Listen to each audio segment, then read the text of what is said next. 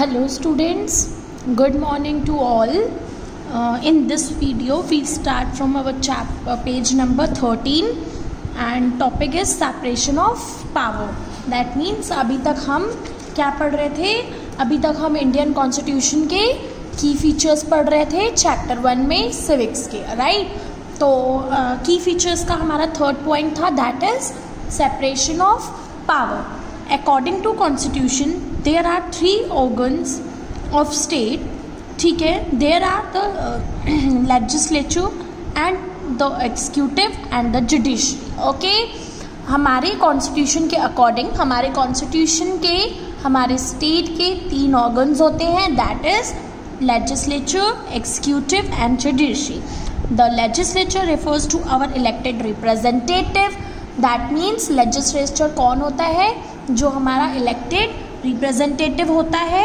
Executive क्या होता है? एक स्मॉल ग्रुप होता है मेंबर्स का जो कि who are responsible for implementing law and running the government. Executives वो होते हैं जो लेजिस्लेटिव के बनाए हुए रूल्स और रेगुलेशंस को एग्जीक्यूट करवाते हैं और गवर्नमेंट को रन करते हैं.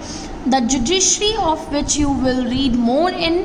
और फिर थर्ड होता है हमारा ऑर्गन, दैट इज जुडिशरी, जिसको हम अपने नेक्स्ट यूनिट में कवर करेंगे. बट इन शॉर्ट हम इतना देख लेते हैं that it refers to the system of court in this country. और वो हमारे कंट्री का एक सिस्टम है, सिस्टम ऑफ कोर्ट है. In order to prevent the misuse of power by any one branch of the state, the Constitution say that each of these organ should exercise different power. That means ताकि हम अपने हमारे country हमारे state की जो government है और उनके पावर्स का वो यूज़ ना करें, मिसयूज़ ना करें, इसके लिए क्या किया जाता है? हमारे स्टेट की हर एक ब्रांच को उनकी सेपरेट पावर्स, और हमारे कॉन्स्टिट्यूशन में ये लिखा गया है दैट कि कोई भी ये एक्टिविटी इनके पावर के बिना, इनके राइट के बिना नहीं होगी.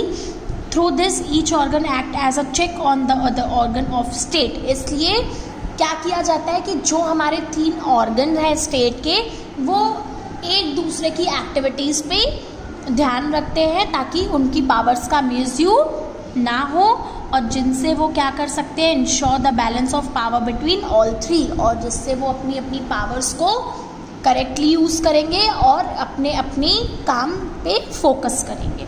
Okay, then next page number 14 हमारा नेक्स्ट टॉपिक है की फीचर का, that is fundamental rights. Fundamental rights मैंने आपको काफ़ी सारे राइट्स बताए हुए हैं कि काफ़ी सारे राइट्स हैं जो हमें एज अ अडल्ट मिल जाते हैं, एज अ इंडिविजुअल हमें राइट्स मिलते हैं, है ना, जिसमें कोई भी जेंडर डिस्क्रिमिनेशन नहीं होता कि मेल है तो ये राइट है, फीमेल है तो ये राइट है, राइट. वो फंडामेंटल राइट हर सिटीजन के लिए इक्वल होते हैं.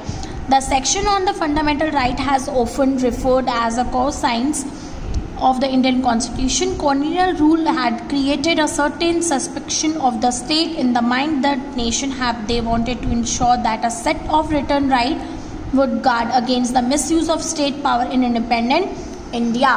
That means वो चाहते हैं कि हमारे कॉन्स्टिट्यूशन में कुछ ऐसे राइट्स, ऐसे फंडामेंटल राइट्स लिखे हो जिससे कोई भी स्टेट की जो पावर है, स्टेट की जो गवर्नमेंट है, वो अपने पावर का मिसयूज़ ना करे.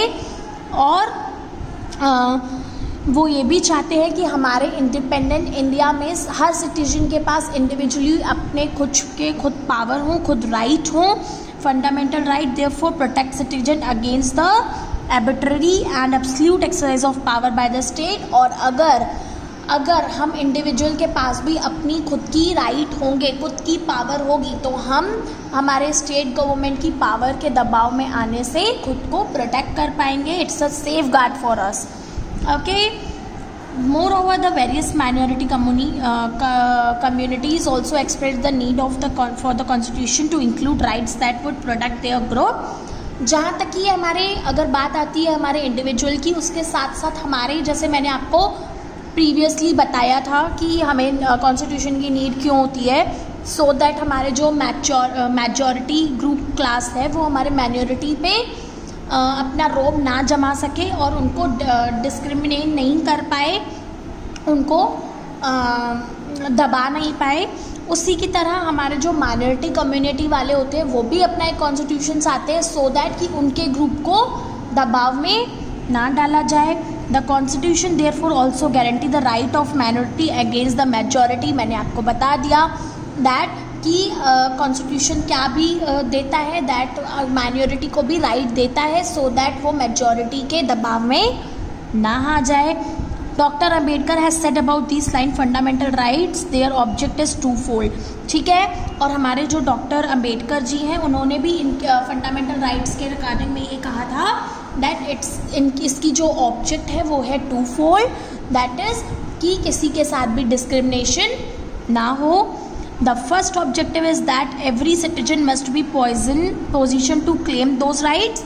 ठीक है, और उनके जो दो फोल्ड थे, उनका जो फर्स्ट फोल्ड था दैट इज कि कोई भी हमारी कंट्री का सिटीजन है उसकी पोजीशन को क्लेम कर सकता है। दैट मीन्स अगर उसके पास राइट है तो वो किसी को भी उसके रिप्रेजेंटेटिव फील्ड से हटा करके उससे ना इलेक्ट करके उसे उसकी पोजीशन से हटा सकता है।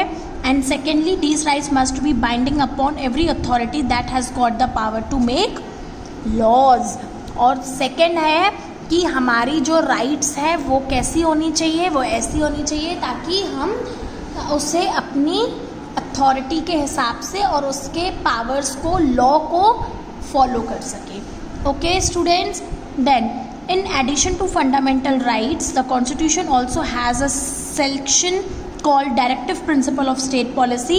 इसे अंडरलाइन कर लीजिए स्टूडेंट्स दैट हमारे फंडामेंटल राइट के साथ एक और चीज़ ऐड हुई थी, that is constitution had a section of directive principle of state policy. मतलब कॉन्स्टिट्यूशन में और फंडामेंटल राइट्स के साथ और क्या भी होना चाहिए, कुछ डायरेक्टिव प्रिंसिपल्स होने चाहिए स्टेट पॉलिसी से related. This section was design by the member of constitution assembly.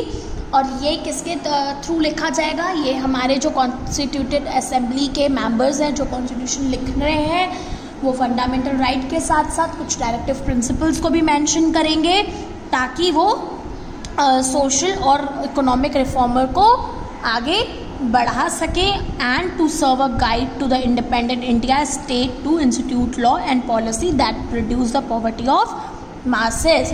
And उसके कहने का मतलब ये भी है दैट कि हम उन्हें इंडिपेंडेंट इंडिया को प्रॉपर सर्व कर सके, वो अपनी राइट्स को फॉलो कर सके और हमारी जो इंडिया है वहाँ से डिस्क्रिमिनेशन और पॉवर्टी जैसी चीज़ें हट सकें। ओके स्टूडेंट्स, तो अब कुछ और भी फंडामेंटल राइट्स हैं जो यहाँ पे लिखी हुई हैं, कुछ फंडामेंटल राइट्स हैं जो कॉन्स्टिट्यूशन में इंक्लूड है।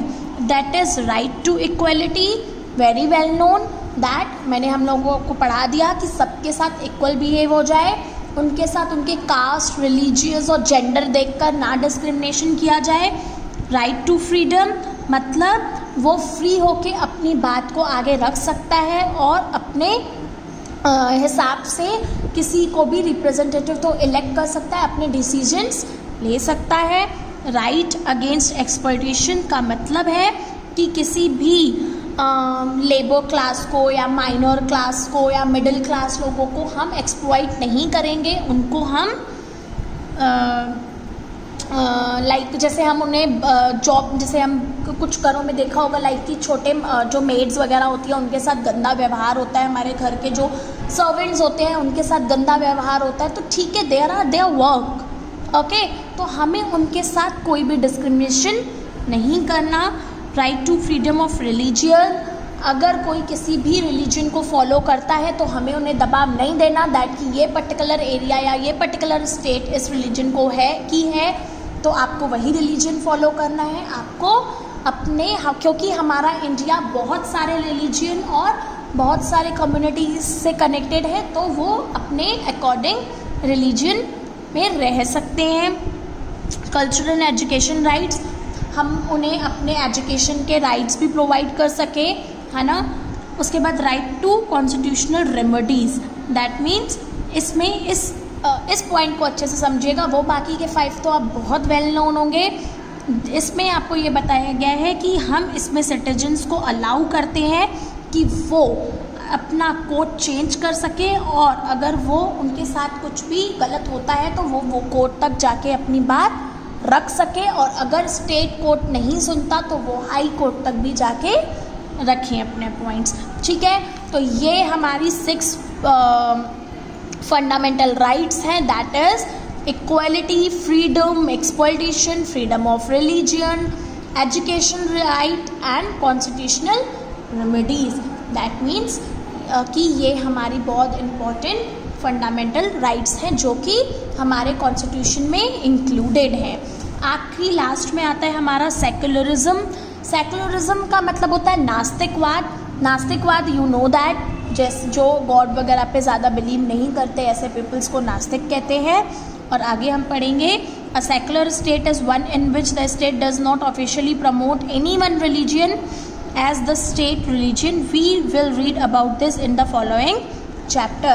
सेक्युलरिज्म का तो हम एक डिटेल में अलग से पूरा चैप्टर पढ़ेंगे स्टूडेंट्स नेक्स्ट यूनिट, बट मैं आपको इन शॉर्ट बता देती हूँ दैट एक सेक्युलरिज्म उस स्टेट को कहते हैं जिस स्टेट में किसी भी एक रिलीजन को ऑफिशियली प्रमोट नहीं किया जाता है और वहाँ पे उनका अपना एक रिलीजन होता है, right? That is a secular state in which the state does not officially promote any one religion as the state religion. ठीक है, जिसमें वो अपने किसी भी स्टेट को एज अ रिलीजन घोषित नहीं कर सकते कि ये पर्टिकुलर स्टेट ये रिलीजन को फॉलो करता है, क्योंकि वहाँ पे अलग अलग सोसाइटीज़ और कम्युनिटीज़ विथ लैंग्वेजेस हो सकती हैं। Okay, then you now understand the way in which a country history often determine the kind of constitution that a country adopt for itself. The constitution play a crucial role in laying out the ideas that we would like all citizens of the country to adhere to, including the representative that we elect to rule as. Just like in the game of football, a change of consecutive rule will affect the game. Indian constitution had been changed over the years to reflect new concern of the policy.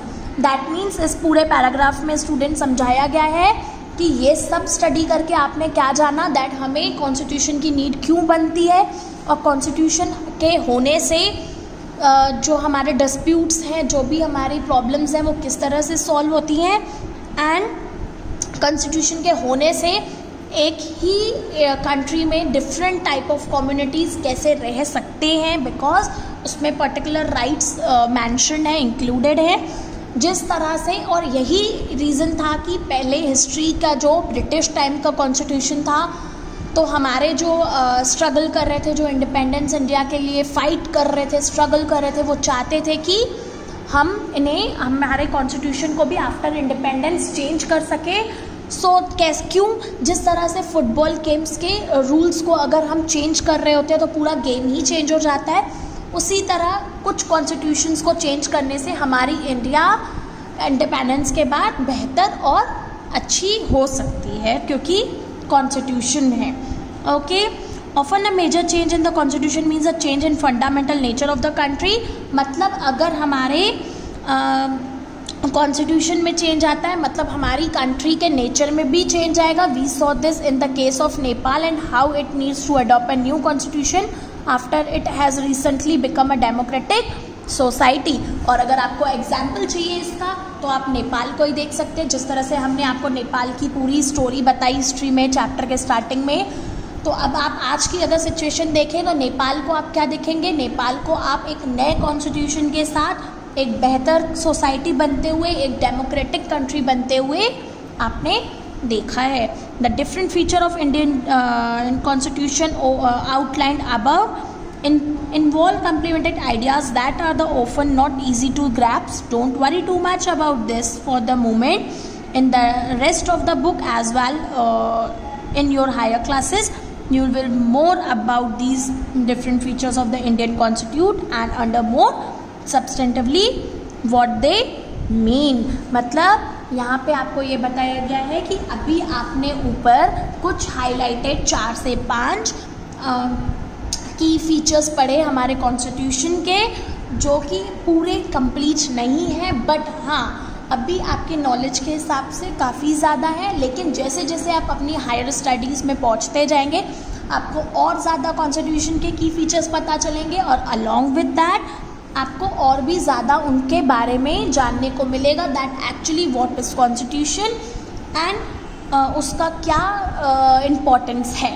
But उसके बाद the constitution also major fundamental duties find out with the help of utility. ठीक है, जिस तरह से हमारे fundamental rights हैं students, उसी तरह से हमारी कुछ फंडामेंटल ड्यूटीज़ भी हैं जो हम आगे चैप्टर्स में पढ़ने वाले हैं। ओके स्टूडेंट्स, तो हियर हमारा ये कॉन्स्टिट्यूशन चैप्टर ख़त्म, जिसमें हमने कॉन्स्टिट्यूशन की मीनिंग, कॉन्स्टिट्यूशन की नीड और उसके की फीचर्स को कवर किया। Okay students, thank you.